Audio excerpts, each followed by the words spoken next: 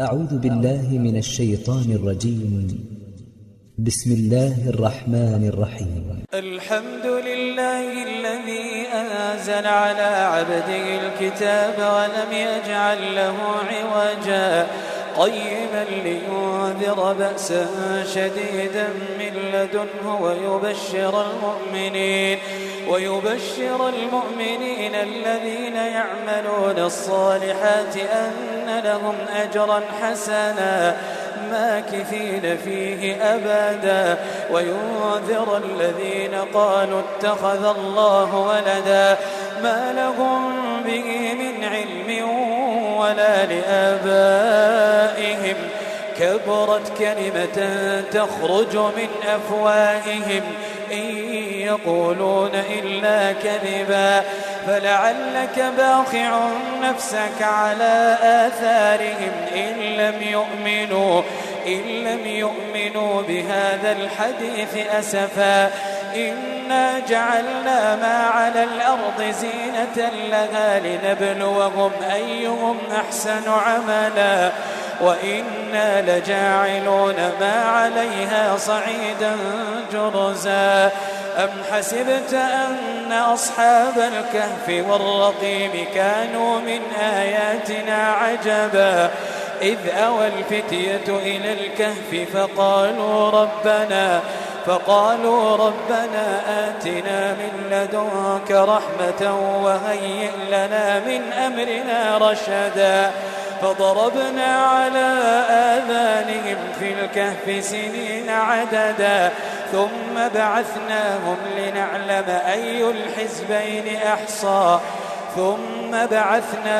لنعلم أي الحزبين أحصى لما لبثوا أمدا نحن نقص عليك نبأهم بالحق إنهم فتية آمنوا بربهم وزدناهم هدى وربطنا على قلوبهم إذ قاموا فقالوا ربنا رب السماوات والأرض لن ندعو من دونه إلها لقد قلنا إذا شططا هؤلاء قومنا اتخذوا من دونه آلهة لولا يأتون عليهم بسلطان بين فمن أظلم ممن افترى على الله كذبا وإذ اعتزلتموهم وما يعبدون إلا الله فأووا إلى الكهف ينشر لكم ربكم من رحمته ويهيئ لكم من أمركم مرفقا وترى الشمس إذا طلعت تزاور عن كهفهم ذات اليمين وإذا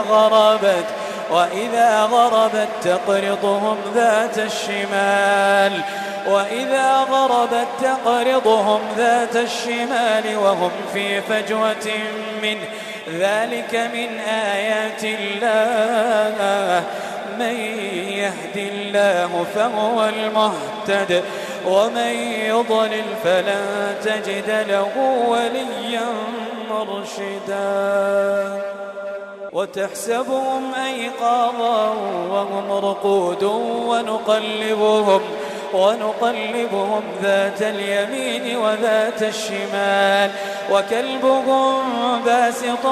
ذراعيه بالوصيد لو اطلعت عليهم لوليت منهم فرارا ولملئت منهم رعبا وكذلك بعثناهم ليتساءلوا بينهم قال قائل منهم كم لبثتم قالوا لبثنا يوما أو بعض يوم قالوا ربكم أعلم بما لبثتم فابعثوا أحدكم بورقكم هذه إلى المدينة فلينظر أيها أزكى طعاما فليأتكم برزق منه وليتلطف ولا يشعرن بكم أحدا إنهم إن يظهروا عليكم يرجموكم أو يعيدوكم في ملتهم ولا تفلحوا إذا أبدا. وكذلك أعذرنا عليهم ليعلموا أن وعد الله حق وأن الساعة لا ريب فيها إذ يتنازعون بينهم أمرهم فقالوا ابنوا عليهم بنيانا ربهم أعلم بهم قال الذين غلبوا على أمرهم لنتخذن عليهم مسجدا سيقولون ثلاثة رابعهم كلبهم ويقولون خمسة سادسهم كلبهم رجما بالغيب ويقولون سبعة وثامنهم كلبهم قل ربي أعلم بعدتهم ما يعلمهم إلا قليل فلا تمار فيهم إلا مراء ظاهرا ولا تستفت فيهم منهم أحدا ولا تقولن لشيء إني فاعل ذلك غدا إلا أن يشاء الله واذكر ربك إذا نسيت وقل عسى أن يهديني ربي لأقرب من هذا رشدا ولبثوا في كهفهم 300 سنين وازدادوا 9 قل الله أعلم بما لبثوا له غيب السماوات والأرض أبصر به وأسمع ما لهم من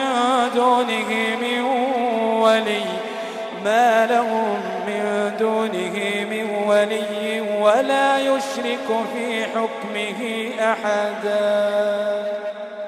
واتل ما أوحي إليك من كتاب ربك لا مبدل لكلماته ولن تجد من دونه ملتحدا واصبر نفسك مع الذين يدعون ربهم بالغداة والعشي يريدون وجهه ولا تعد عيناك عنهم تريد زينة الحياة الدنيا ولا تطع من أغفلنا قلبه عن ذكرنا واتبع هواه وكان أمره فرطا وقل الحق من ربكم فمن شاء فليؤمن ومن شاء فليكفر إنا أعتدنا للظالمين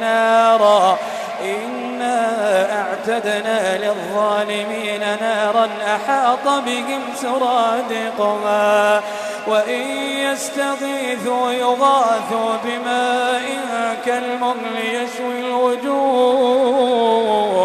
بئس الشراب وساءت مرتفقا إن الذين آمنوا وعملوا الصالحات إنا لا نضيع أجر من أحسن عملا أولئك لهم جنات عدن تجري من تحتهم الأنهار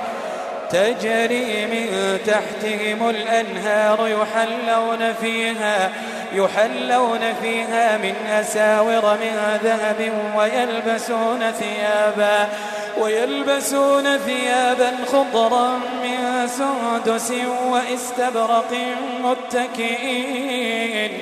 متكئين فيها على الأرائك نعم الثواب وحسنت مرتفقا واضرب لهم مثل الرجلين جعلنا لأحدهما جنتين من أعناب وحففناهما بنخل وجعلنا بينهما زرعا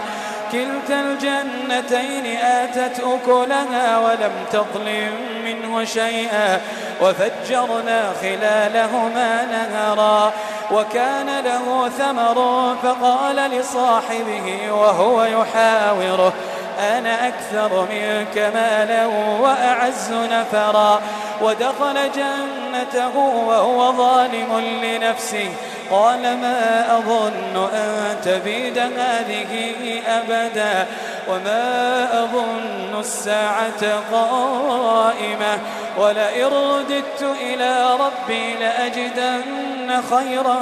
منها منقلبا. قال له صاحبه وهو يحاوره أكفرت بالذي خلقك من تراب ثم من نطفة ثم سواك رجلا لكن هو الله ربي ولا أشرك بربي أحدا. ولولا إذ دخلت جنتك قلت ما شاء الله لا قوة إلا بالله إن ترني أنا أقل منك مالا وولدا فعسى ربي أن يؤتيني خيرا من جنتك ويرسل عليها حسبانا من السماء فتصبح صعيدا زلقا أو يصبح ماؤها غورا فلن تستطيع له طلبا. وأحيط بثمره فأصبح يقلب كفيه على ما أنفق فيها وهي خاوية على عروشها ويقول يا ليتني لم أشرك بربي أحدا. ولم تكن له فئة ينصرونه من دون الله وما كان منتصرا. هنالك الولاية لله الحق هو خير ثوابا وخير عقبا. واضرب لهم مثل الحياة الدنيا كماء أنزلناه من السماء فاختلط به نبات الأرض فأصبح هشيما تذروه الرياح وكان الله على كل شيء مقتدرا. المال والبنون زينة الحياة الدنيا والباقيات الصالحات خير عند ربك ثوابا وخير أملا. ويوم نسير الجبال وترى الأرض بارزة وحشرناهم فلم نغادر منهم أحدا وعرضوا على ربك صفا لقد جئتمونا كما خلقناكم أول مرة بل زعمتم أن لن نجعل لكم موعدا. ووضع الكتاب فترى المجرمين مشفقين مما فيه ويقولون يا ويلتنا ما لهذا الكتاب لا يغادر صغيرة ولا كبيرة إلا أحصاها ووجدوا ما عملوا حاضرا ولا يظلم ربك أحدا. وإذ قلنا للملائكة اسجدوا لآدم فسجدوا إلا إبليس كان من الجن ففسق عن أمر ربه أفتتخذونه وذريته أولياء من دوني وهم لكم عدو بئس للظالمين بدلا. ما أشهدتهم خلق السماوات والأرض ولا خلق أنفسهم وما كنت متخذ المضلين عضدا. ويوم يقول نادوا شركائي الذين زعمتم فدعوهم فلم يستجيبوا لهم وجعلنا بينهم موبقا. ورأى المجرمون النار فظنوا أنهم واقعوها ولم يجدوا عنها مصرفا ولقد صرفنا في هذا القرآن للناس من كل مثل وكان الإنسان أكثر شيء جدلا وما منع الناس أن يؤمنوا إذ جاءهم الهدى ويستغفروا ربهم إلا أن تأتيهم سنة الأولين أو يأتيهم العذاب قبلا وما نرسل المرسلين إلا مبشرين ومنذرين ويجادل الذين كفروا بالباطل ليدحضوا به الحق واتخذوا آياتي وما أنذروا هزوا ومن أظلم ممن ذكر بآيات ربه فأعرض عنها ونسي ما قدمت يداه إنا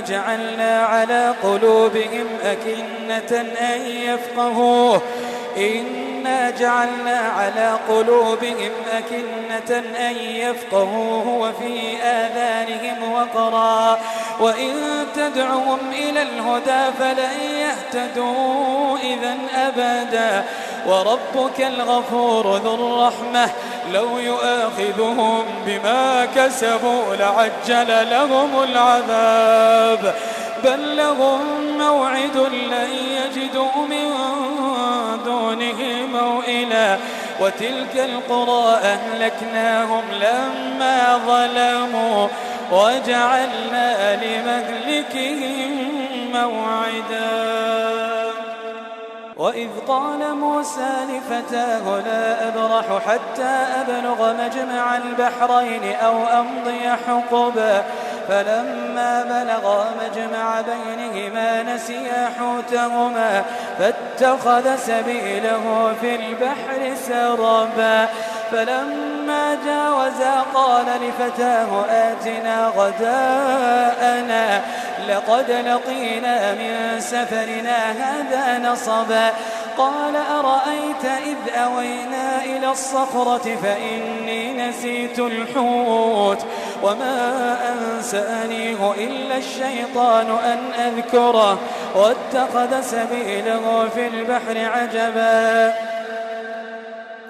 قال ذلك ما كنا نبغ فارتدا على آثارهما قصصا فوجدا عبدا من عبادنا آتيناه رحمة من عندنا وعلمناه من لدنا علما قال له موسى هل أتبعك على أن تعلمني مما علمت رشدا قال إنك لن تستطيع معي صبرا وكيف تصبر على ما لم تحط به خبرا قال ستجدني إن شاء الله صابرا ولا أعصي لك أمرا قال فإن اتبعتني فلا تسألني عن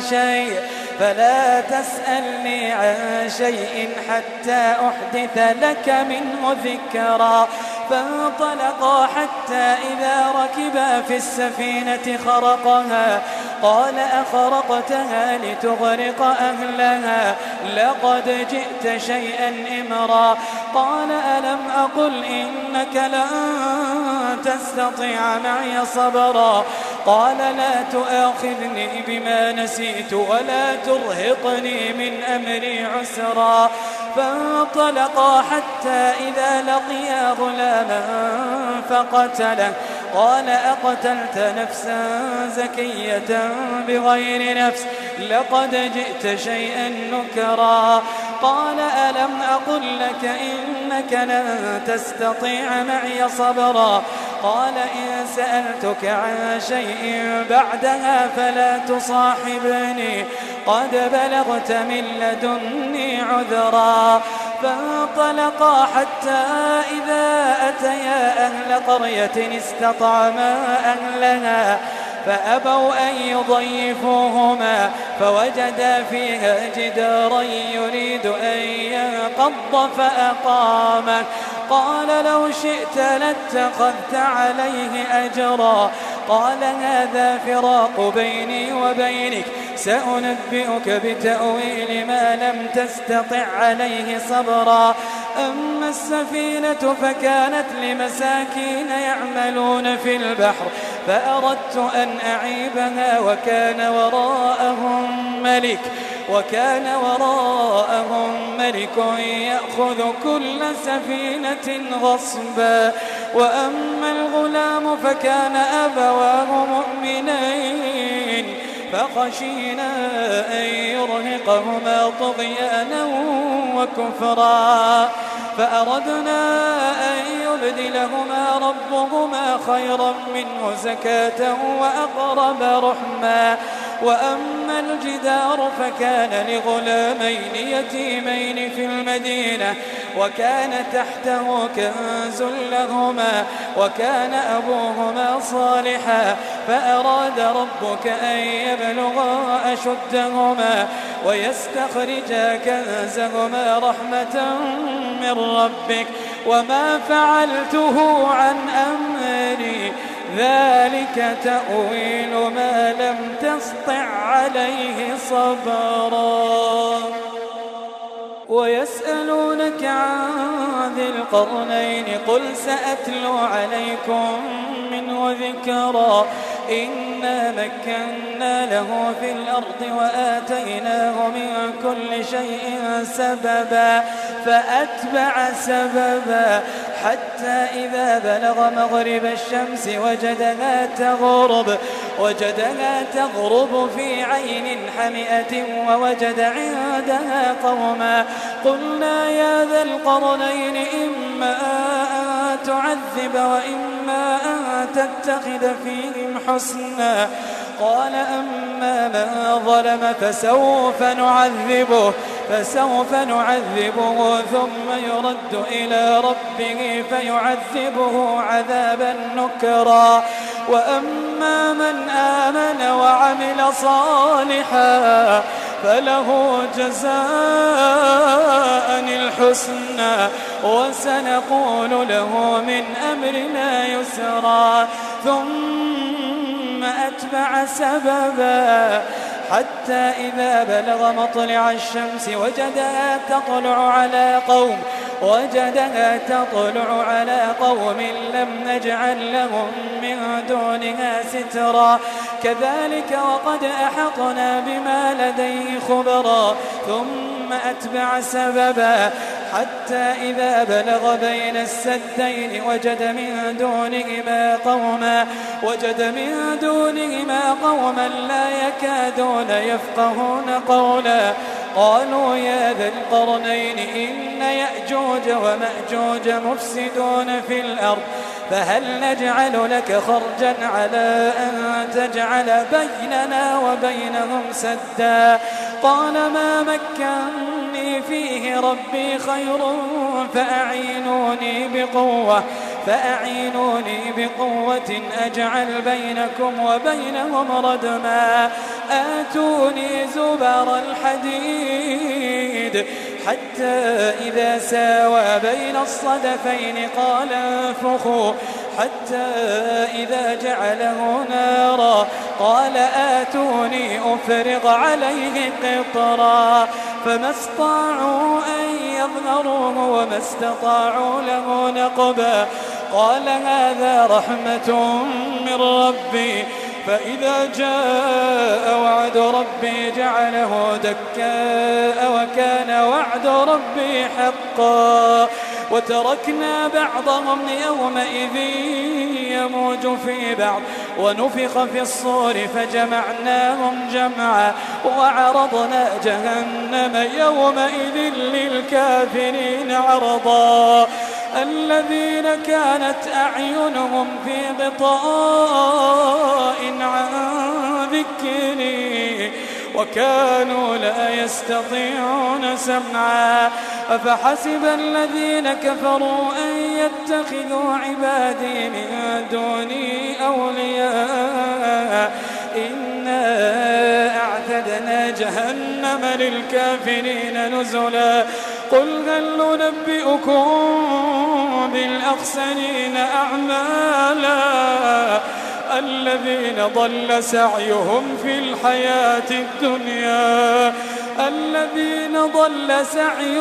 في الحياة الدنيا وهم يحسبون أنهم يحسنون صنعا أولئك الذين كفروا بآيات ربهم ولقائه فحبطت أعمالهم فلا نقيم لهم يوم القيامة وزنا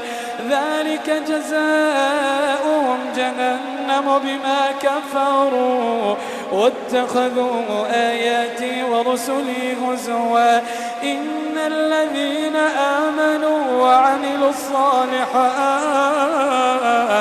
كانت لهم جنات الفردوس نزلا خالدين فيها لا يبغون عنها حولا قل لو كان البحر مدادا لكلمات ربي لنفد البحر قبل أن تنفد كلمات ربي ولو جئنا بمثله مددا قل إنما أنا بشر مثلكم يوحى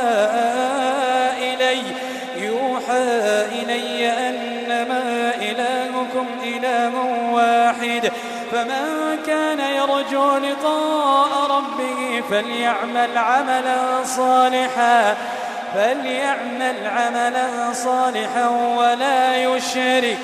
ولا يشرك بعبادة ربه أحدا.